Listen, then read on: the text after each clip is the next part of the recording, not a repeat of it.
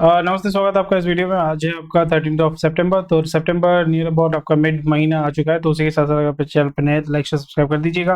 कोई भी क्वेश्चन कोई कमेंट सेक्शन में बता सकते हैं। कल का जो ऑडियो था वो थोड़ा सा अच्छा नहीं था, तो उसके लिए मैं अपोलोजाइज करना चाहूँगा। आज का ऑडियो आई होपफुल हूँ कि आज का जो ऑडियो है वो बेटर है और आपको जो है सही तरीके से आप सुन पा रहे हैं। मेरे जो मैं बोलना चाहता हूँ वो आप आसानी से सुन पा रहे हैं। तो चलिए कंटिन्यू करते हैं इस वीडियो को। आज का जो है IIP growth at industrial output जो है, growth at 5 month high, retail inflation below 7%। सो बहुत अच्छी बात है। जो हम एक्सपेक्ट कर रहे थे कि आपका जो इन्फ्लेशन है, क्योंकि आपका मानसून जो है बहुत ही बैडली इफेक्ट हुआ था, फ्लडिंग हुआ था।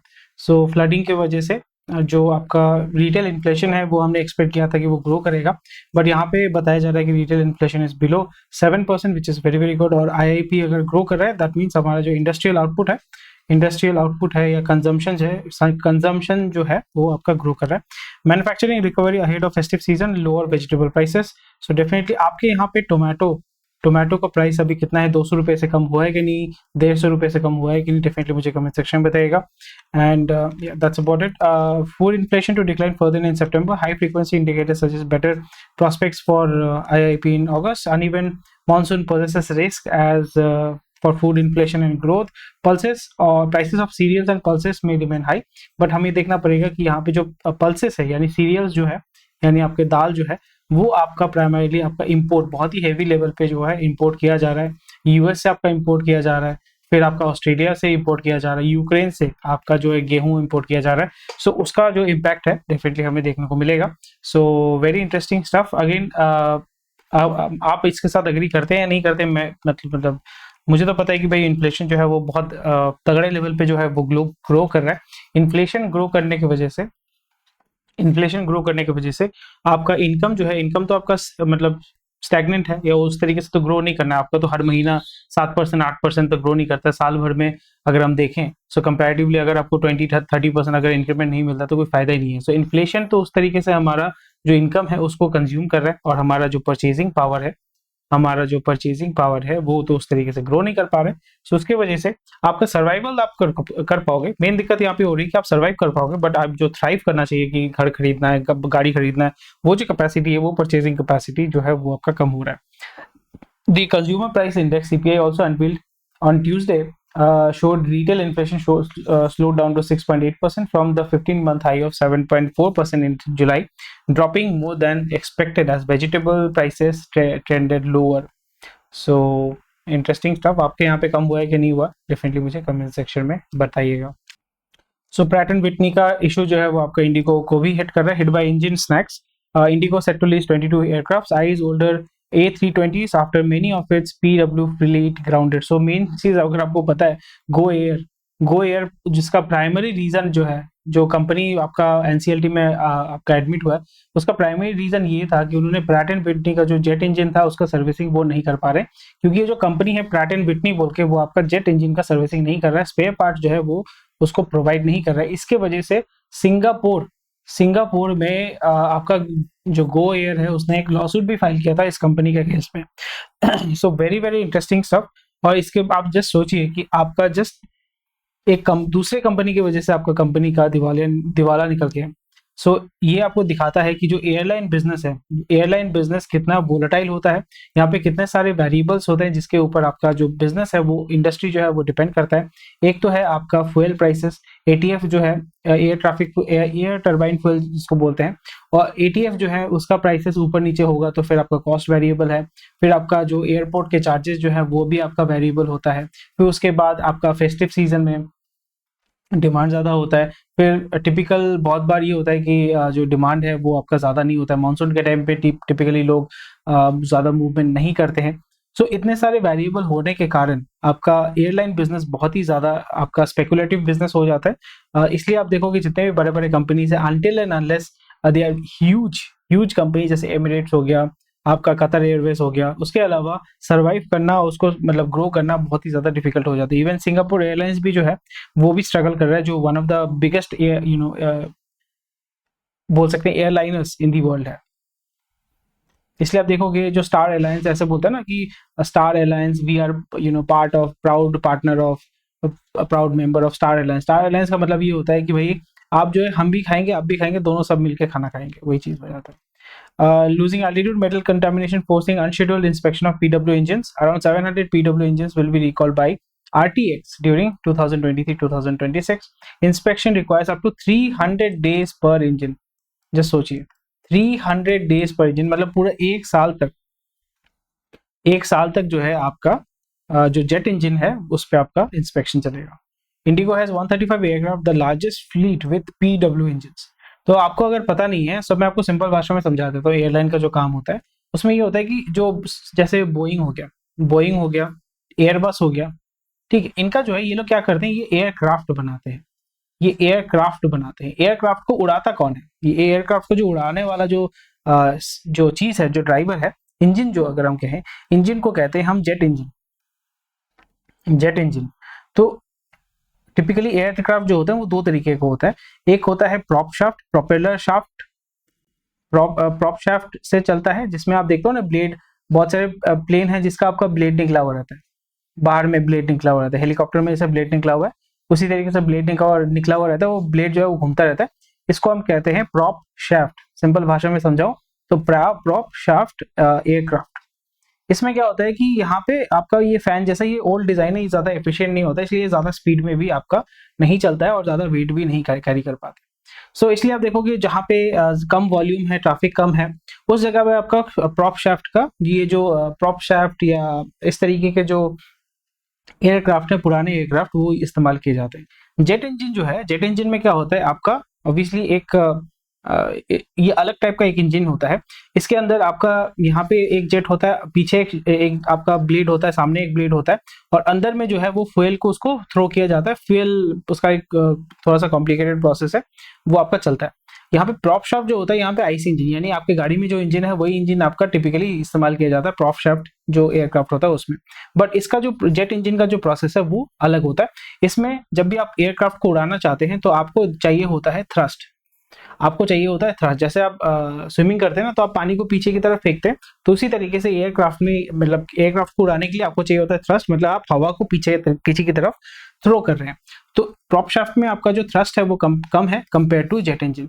तो इसलिए जेट इंजन जो होता है वो आपका लॉन्ग डिस्टेंस में आपका अच्छा काम करता है. उसी के साथ साथ आपका फ्यूल सेविंग भी होता है कंपेयर टू दैट, उसका एफिशिएंसी ज्यादा होता है और इसका थ्रस्ट ज्यादा होता है. इसलिए आप देखोगे जो बड़े बड़े ह्यूज आपके जो एयरक्राफ्ट होते हैं उसमें आपका जेट इंजन इस्तेमाल किया जाता है, आपका प्रॉप शाफ्ट टिपिकली यूज नहीं किया जाता है.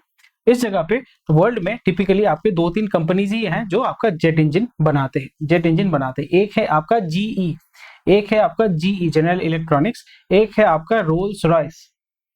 जी हाँ, रोल्स रॉयस ना सिर्फ गाड़ी बनाता है, गाड़ी वाला डिवीजन अलग है और ये जेट इंजन वाला डिवीजन अलग है. रोल्स रॉयस आपका इंजन बनाता है, GE आपका इंजन बनाता है, और उसी के साथ साथ आपका प्रैट एंड विटनी भी आपका इंजन बनाता है. So these are the typical big players जो आपका जेट इंजन बनाते हैं. तो जैसे मैंने बताया कि आपका जो एयरक्राफ्ट बनाता है जो कंपनी, जैसे एयरबस हो गया, बोइंग हो गया, ठीक है, ये लोग क्या करते हैं, अपना एयरक्राफ्ट तैयार करते हैं, फिर प्रैट एंड विटनी से इंजन लेते हैं, फिर आपका GE से इंजन लेते हैं या आपका रोल्स रॉयस से इंजन लेते हैं. वो इंजन लेके अपनी एयरक्राफ्ट में फिट करते हैं, फिर मार्केट में उसको लीज करते हैं या सेल करते हैं.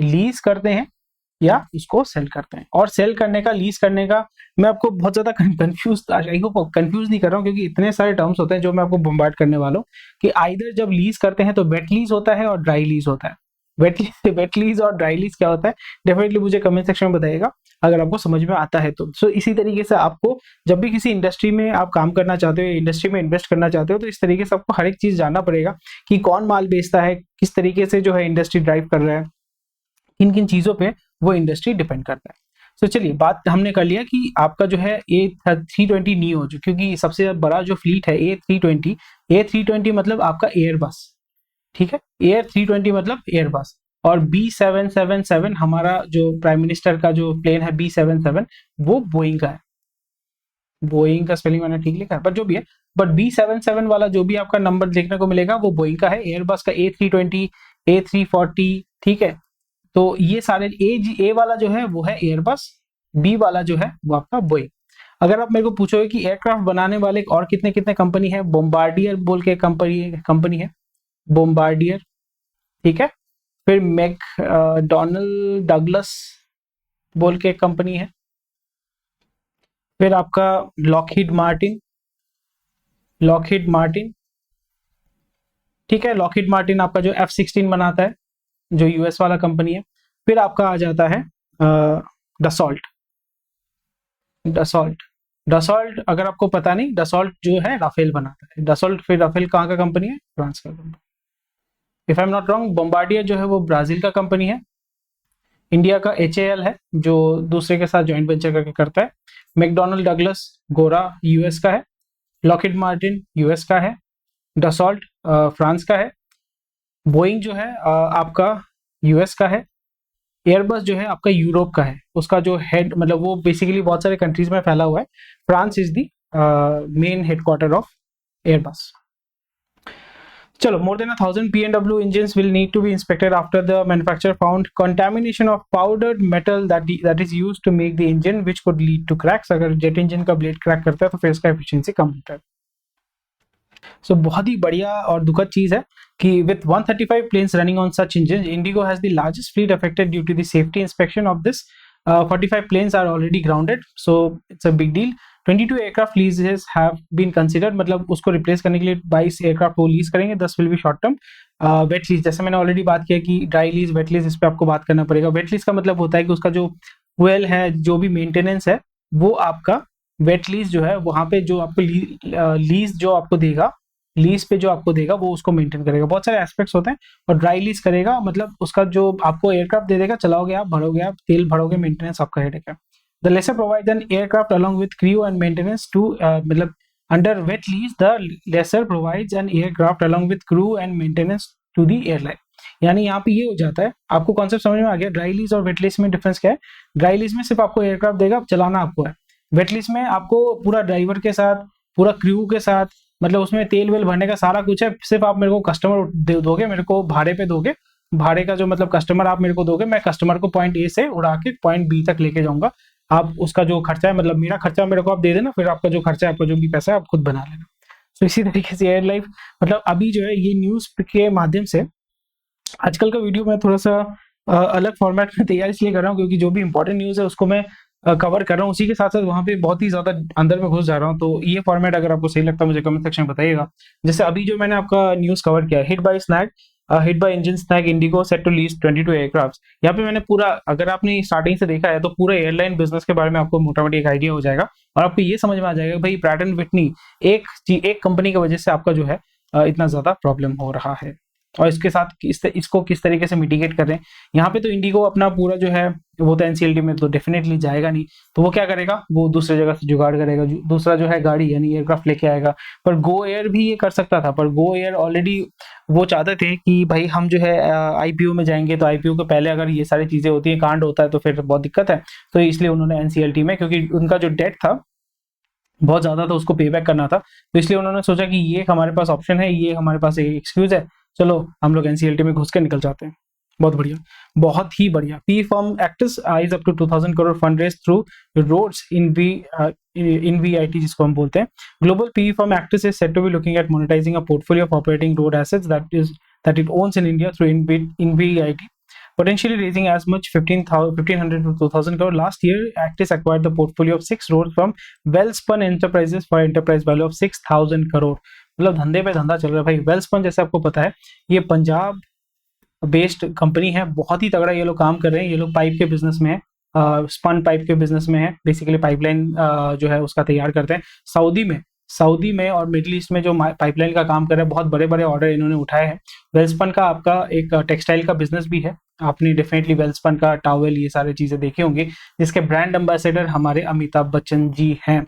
So very interesting stuff. Actis जो है, जैसे मैंने बताया कि पी फर्म जो होते हैं टिपिकली वो इस तरीके के एसेट्स होते हैं जो ऑलरेडी मनी मेकिंग एसेट्स होते हैं, जो प्रॉफिटेबल एसेट्स होते हैं या बहुत ही स्टेबल बिजनेसेस होते हैं, वहां पे आपका पी फर्म जो है आपका इन्वेस्ट करते हैं। वो कंपनीज हो सकते हैं, वो एसेट्स हो सकते हैं, और यहाँ पे इनवीआईटी के माध्यम से वो क्या करेंगे, फंड रेज करेंगे ताकि इसको वो ऑपरेट कर पाएंगे, और इसके माध्यम से डेफिनेटली वो क्या करेंगे, जो इसमें इन्वेस्ट करेंगे उनको ये रिटर्न देंगे। So this is how it works. अलग अलग तरीके के इन्वेस्टमेंट व्हीकल होते हैं जहाँ पे आप पैसा डाल सकते हो।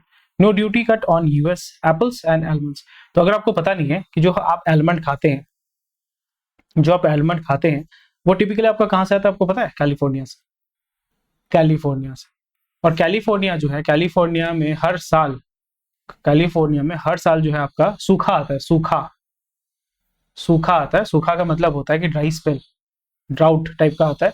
क्यों? क्योंकि आलमंड जो आपका फार्मिंग करते हैं वो इतना पानी उसमें डालते हैं कि आपका जो रेसिडेंशियल एरिया में जो लोग रहते हैं उनके पास पानी कम हो जाता है। इसलिए आपका कैलिफोर्निया में, मतलब this is not the only reason, but this is one of the reason कि कैलिफोर्निया में आपका जो हर साल जो है सूखा आता है, सूखा। ठीक है, चलो बहुत बढ़िया। The Sunday said it had not removed custom duty on apple and almonds import from the US and has introduced measures to prevent cheap imports flooding India. There is no duty reduction on apples, falana dhinkana, and minimum import price had been imposed except Bhutan. Very nice. Sweet, sweet man. चलो बहुत तगड़ा है। 20 listed retailers QSR मतलब quick service restaurant go big on F23 hiring. तो क्यों higher कर रहे हैं? एक तो है कि फेस्टिव सीजन है भाई। उस दिन भी हमने देखा कि जो मोबाइल बेचने वाले हैं वहां पे भी वो धड़ल्ले से वो लोग हायरिंग कर रहे हैं, तो फेस्टिव सीजन है उसके लिए वो हायर करेंगे। They are going to buy 14% to nearly 5,30,000 employees as per their latest annual report. Hmm.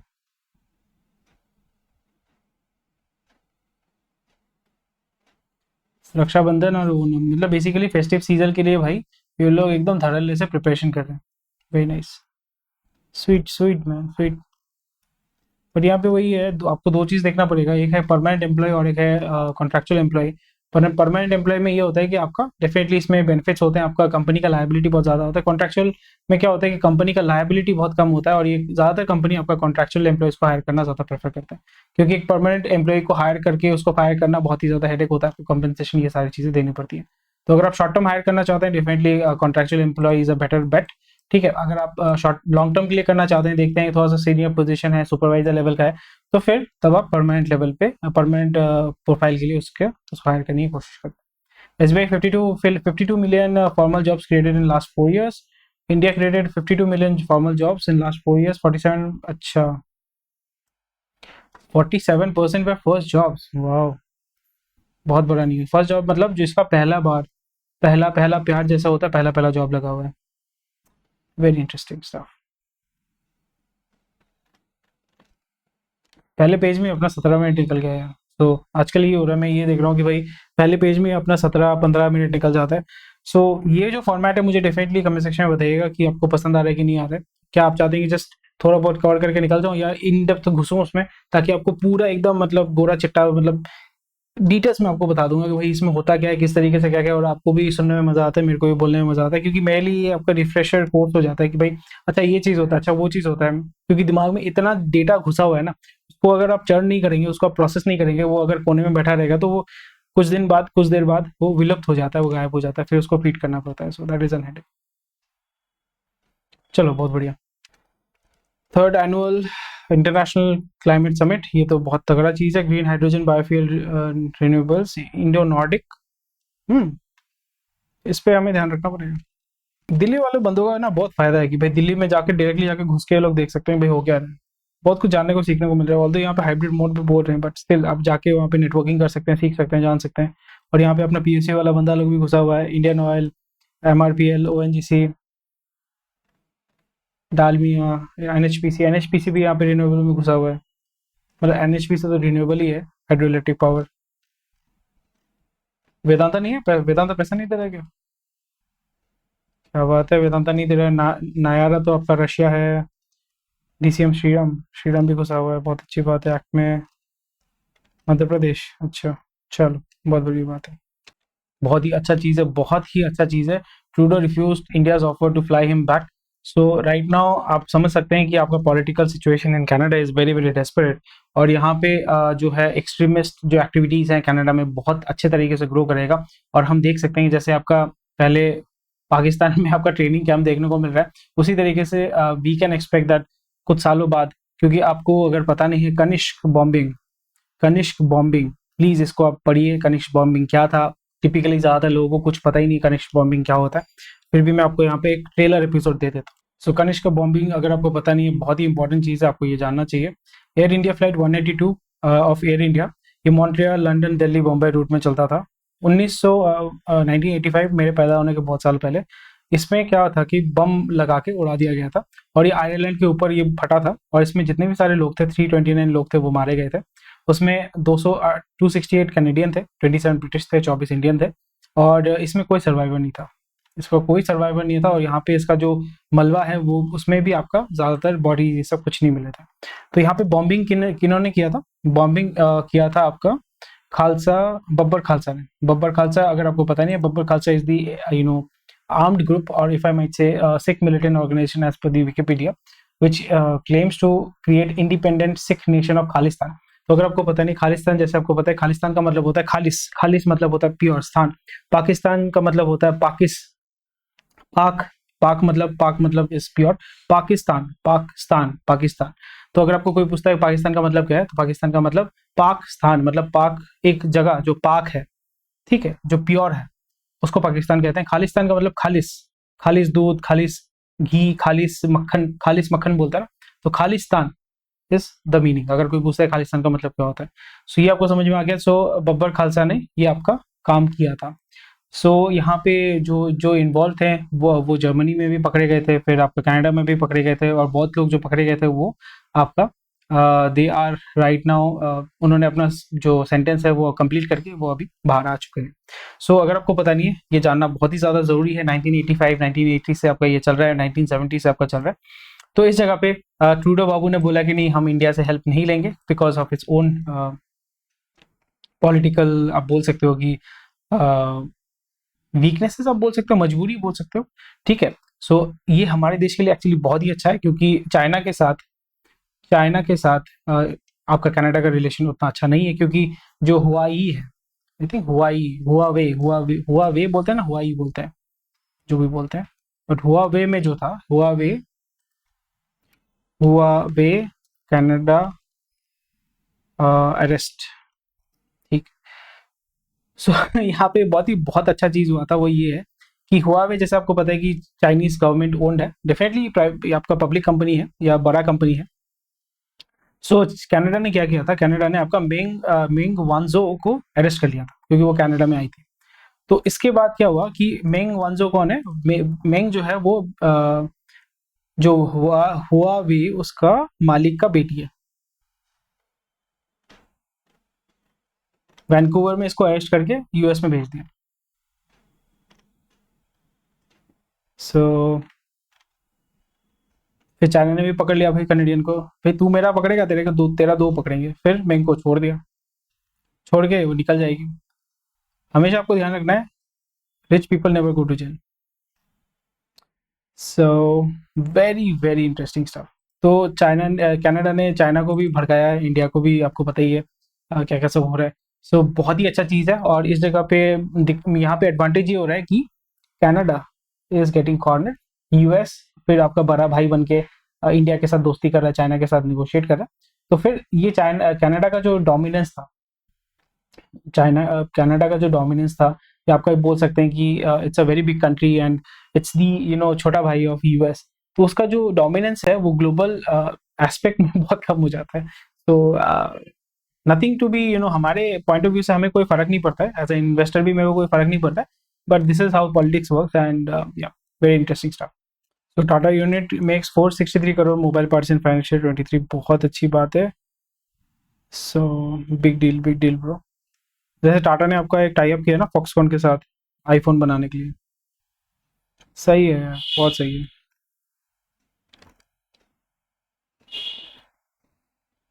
बहुत बढ़िया यार। टाटा बैकएंड में काम कर रहा है, मतलब सामने आके काम नहीं कर रहा है, बैकएंड में बहुत काम कर रहा है, बहुत पैसा उठा रहा है, मार्केट को पकड़ रहा है, इलेक्ट्रॉनिक मार्केट में काम कर रहा है, ऑटो मार्केट में काम कर रहा है, इवन रिटेल में भी वो तगड़ा काम कर रहा है। कैरेटलिन जो है उसके माध्यम से भी उसको भी एक्वायर कर लिया। सो बहुत ही तगड़ा जो है ये टाटा काम कर रहा है। Rajasthan clocks highest inflation in August, Delhi lowest. So Rajasthan का आपका रीजन आपको पता है, I am not talking about Congress BJP, उसकी बात नहीं कर रहा हूँ, बट यहाँ पे राजस्थान हरियाणा ये सब साइड में आपका फ्लडिंग बहुत हुआ है ना। सो उस जगह पे डेफिनेटली, और यहाँ पे अगर हम देखते हैं ऑन एन एवरेज सबसे ज़्यादा कहाँ है, वेस्ट बंगाल में 4.79%, दिल्ली में सबसे कम है, क्योंकि दिल्ली में कुछ प्रोटेक्शन नहीं होता, सब कुछ बाहर से आता है। और राजस्थान में क्या है कि आपको, क्योंकि डेजर्ट स्टेट है, वहाँ पे इस तरीके से आपका प्रोडक्शन कुछ नहीं होता है, और फिर ज्योग्राफिकली बहुत बड़ा है compare to Delhi, so definitely उसमें ग्रो कर रहा है। हरियाणा में उसके नीचे मैंने बोला ना कि हरियाणा वो सब साइड में इतना फ्लडिंग हुआ है, उसके नीचे आपका हरियाणा है, उसके नीचे तेलंगाना, उड़ीसा है कि झारखंड है। हाँ, तेलंगाना क्यों है, आई हैव नो आइडिया। वहाँ पे भी फ्लडिंग वडिंग हुआ है, मेरे को तो कुछ रिसेंट न्यूज़ पता नहीं है। उड़ीसा में भी बहुत ज़्यादा है, that is also concern. Jharkhand में भी इतना ज़्यादा है, that is also very big concern. West Bengal में रिलेटिवली कम है, दिल्ली में तो कम है क्योंकि दिल्ली का सारा चीज़ जो है वो बाहर से ही आता है। चलो, Columbia Petro makes 130 crore open offer for 26% in condom company Cupid. अगर आपको पता नहीं है, there is a company which is called Cupid, and ये प्राइमरली कॉन्डम बनाते हैं। हंसने की बात नहीं है, यहाँ पे कॉन्डम तैयार करते हैं यहाँ पे। ये इस कंपनी को एक्चुअली मैं फॉलो कर रहा था, क्योंकि सिर्फ कॉन्डम ही बनाते हैं, कॉन्डम और जो कॉन्ट्रासेप्टिव होते हैं वो तैयार करते हैं, मेल कॉन्डम फीमेल कॉन्डम ये तैयार करते हैं। और इस कंपनी का बहुत ही अच्छा जो है तगड़ा तो मार्केट शेयर है, इसको ये एक्सपोर्ट भी करते हैं। तो यहाँ पे Columbia Petrochemical part of Universal Halwasia group and its promoter Aditya Halwasia said that they have made an offer. ये खरीदना चाहते हैं, नासिक बेस्ड कंपनी है, 325, बहुत अच्छी बात है। Very nice, very nice. Cupid में अगर 40, अच्छा, तो उसको टेक ओवर करना चाहते हैं फ्रॉम गर्ग फैमिली। सही है, बहुत अच्छी बात है। इंडिया आरएफ जो है वो आपका पीरामल और बेन का है, सब बैकएंड में काम कर रहे हैं, तगड़े से काम कर रहे हैं। फार्मा और हॉस्पिटल में बहुत तगड़ा काम हो रहा है। ये लोग 525 करोड़ रुपए डालेंगे हॉस्पिटल चेन इन पंजाब। अच्छा, आईबी हेल्थ में ये लोग मेजोरिटी स्टेक ले रहे हैं। बाद में हमें ये देखना पड़ेगा बेन और ये जो पीरामल का इंडिया आरएफ है, ये कब आपका मार्केट में आएगा आईपीओ में, क्योंकि ये भी आपका अडानी इंटरप्राइज जैसा होल्डिंग कंपनी होगा। ये भी होल्डिंग कंपनी है, बहुत अच्छी बात है। लीबिया में फ्लड हुआ है, 1000 बॉडीज रिकवर्ड इन डरना, भाई खतरनाक। ये तो बहुत अच्छी बात है। Global demand for oil and gas to peak this decade, not this year, this decade. तो इसका क्या सिग्निफिकेंस है आप मुझे बताइए, इसका क्या सिग्निफिकेंस है आप मुझे बताइए। ग्लोबल पॉपुलेशन का एज के ऊपर और एज के साथ ये रिलेटेड है। आप पढ़िए इसको, ये आपके लिए होमवर्क है। क्रूड प्राइसेस आर अप, क्योंकि यहाँ पे ओपेक जो है अपना सप्लाई काट रहा है। सो ऑलरेडी इस बारे में हमने बात की है। Large cap IT stocks in catch up mood to manage to hold firm. Very nice. IT will survive, IT will grow. I think 25-27 minute हो गया भाई मेरा, मतलब इतना तो मैं लंबा वीडियो बनाता नहीं हूँ। मैं टिपिकली 20 मिनट के अंदर ही कंपाइल करने की कोशिश करता हूँ, जो भी न्यूज़ है तो वो मैं जल्दी जल्दी कवर कर देता हूँ। स्पाइसजेट पे 100 तो Kal Airways promoter as part of arbitral award. तो अभी स्पाइसजेट में अगर आपने पैसा डाला हुआ था तो निकाल लेना चाहिए था, क्योंकि अभी आपका स्टॉक जो है हल्के हल्के से गिरेगा, फिर over a period of time वो रिकवर करेगा।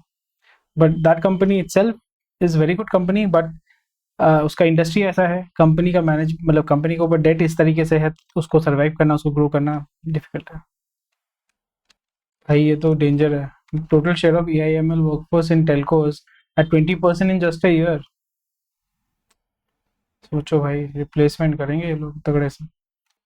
तो that's about it for today. और जो भी जो कवर करना था मैं कर चुका हूँ। ये बंदा तो ये है ना, करिश्मा कपूर का हस्बैंड था, तो ये correct me if I am wrong, Sanjay Kapoor Karisma Kapoor का हस्बैंड था ना, पता नहीं। चलो, thank you for watching this video. कोई भी क्वेश्चन कोई कमेंट सेक्शन में बता सकते हैं। ठीक है, बाय बाय, जय हिंद। और हमारे टेलीग्राम ग्रुप को जरूर ज्वाइन कीजिएगा। बाय, कल मिलते हैं। आज का जो है ये जैसे पढ़ते पढ़ते मैं टायर्ड हो जाता हूँ, ये इतना लंबा खींचना मेरे लिए बहुत डिफिकल्ट हो जाता है। Anyway, try, tata, bye bye.